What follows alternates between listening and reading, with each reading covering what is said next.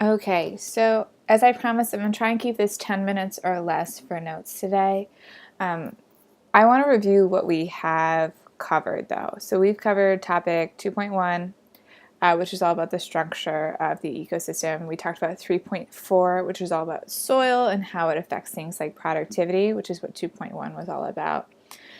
We looked at 2.4, which is the function of the ecosystem and your cycles, and then 2.5 furthered function.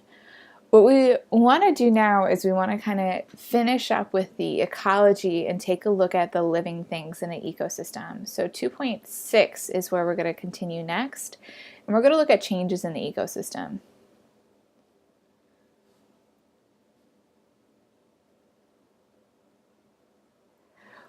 We're going to start with natural changes that happen in an ecosystem without human impact, and we're going to end up with what are humans doing and how can we measure kind of irregular changes in the ecosystem. So we'll learn how to measure what's supposed to happen, and then we'll take a look at can we see if there are differences and things like that. So let's talk about 2.6.1, and let's talk about living things, and we're talking about populations of organisms. As we know, populations grow, but there are several things that can affect whether or not a population will grow. So the first one is limiting factors. You guys learned about this in chemistry. It's kind of like the idea of if I'm trying to make s'mores, there's always something I'm going to run out of first. So will I run out of chocolate first? That would be my limiting factor. Will I run out of graham crackers? That would be my limiting factor. And here it's anything that prevents a population from growing.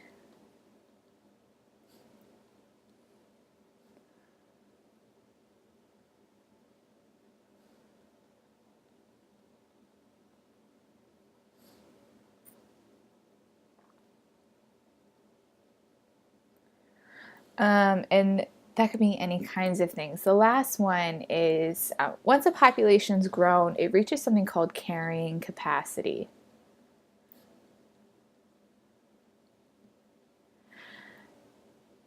And this is the maximum number of species that an environment can support sustainably. Sustainably is kind of the key word for us here. It's the idea that we can support this and not deplete our resources. So if I have too many people or too many, I don't know, let's talk about cattle, for instance, and I run out of grain, I am supporting a maximum number, but it's not sustainably because I can't support that number continuously because I'm using all the resources that were there. So sustainably is kind of the key word, and it'll make a little more sense when we talk about what happens to populations if they happen to go over their carrying capacity.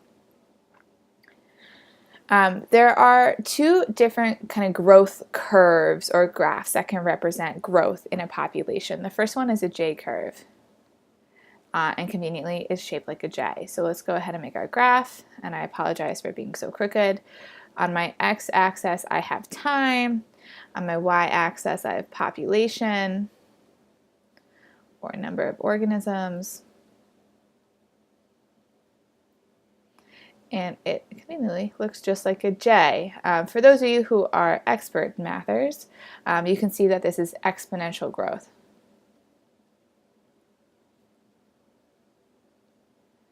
And if I were to think about what kind of environment this would be, it's a favorable environment. Clearly, things are growing, things are happy, and they are in a favorable conditions.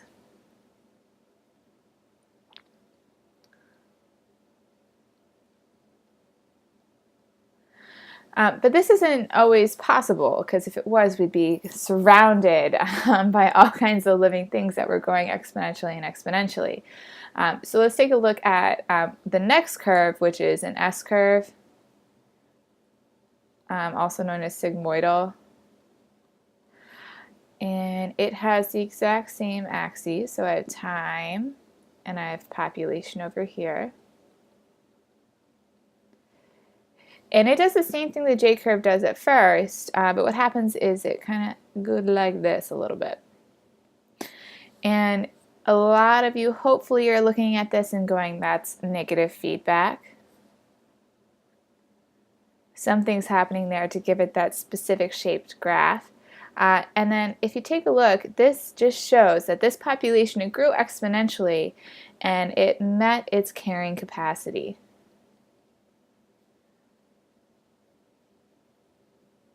So along here somewhere in these kind of ups and downs is its steady state equilibrium, and it's its carrying capacity, the number of organisms that can live there sustainably.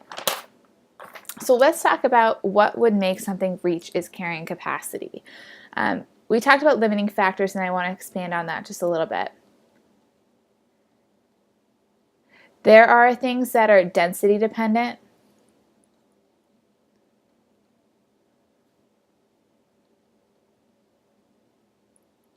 So it's the idea that it is related to how many organisms I have in an area. And they're typically negative feedback, just like we saw on the graph back there, but it's like predation.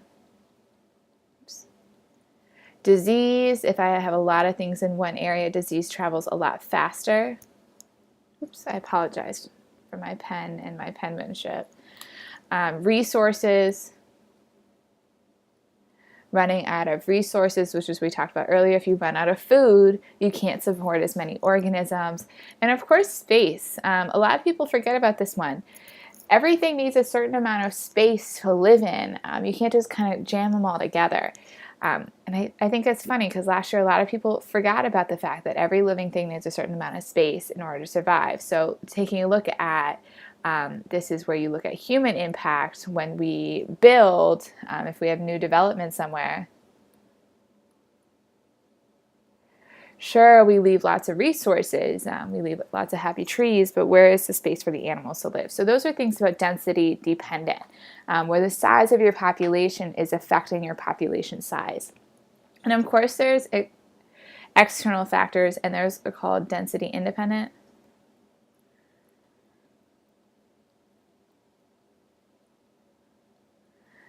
Where it would happen regardless of my population size. So these are things like weather.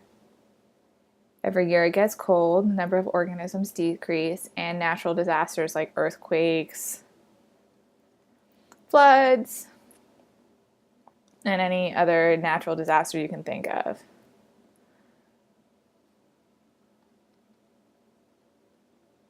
So those are the density independent. They would happen whether or not. The last way to look at limiting factors is whether it's coming from inside, kind of internal factors. That would be things like low fertility rates or fertility. You can either have high or low fertility rates. The size of the gene pool or the size of the breeding pool. Ooh.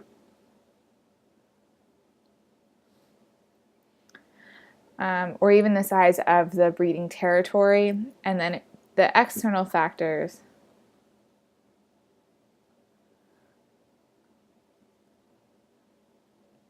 This idea is something from outside is affecting them, and you can have an external factor that is density dependent.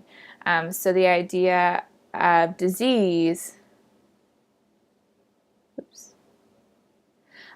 it's technically an external factor, but it is density dependent because if you have a lot of folks in one area, they're going to get sicker faster. Let's take a look, and then predation as well. It's something outside of that population, outside of that group of cows or outside of that group of rabbits that's causing the population to change. In class, we're going to look a little more specifically at this concept right here because it takes a little bit to understand. We're also going to look at how do we measure populations and what else can change them. So I will see you guys in class tomorrow or Monday.